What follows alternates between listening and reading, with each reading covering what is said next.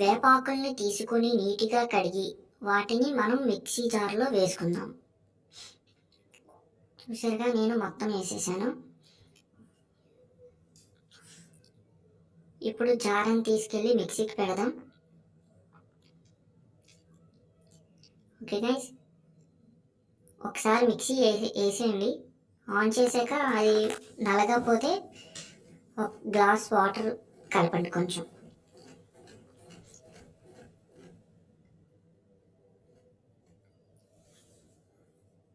మనకి పేస్ట్ అయిపోయాక దాన్ని ఒక గిన్నెలో తీసుకుందాం నీట్గా.